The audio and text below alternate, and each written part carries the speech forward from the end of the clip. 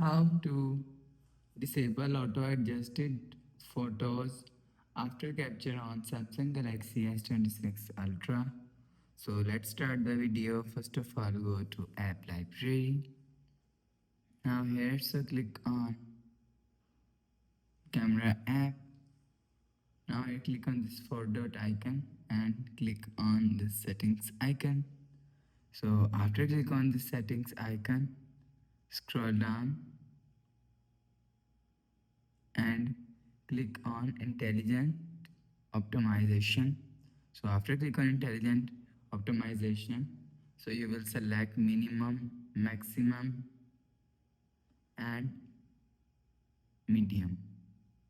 So you will see after selecting go back to home screen, refresh phone. So that's how you can how to disable auto adjusted photos after capture on Samsung Galaxy S26 Ultra.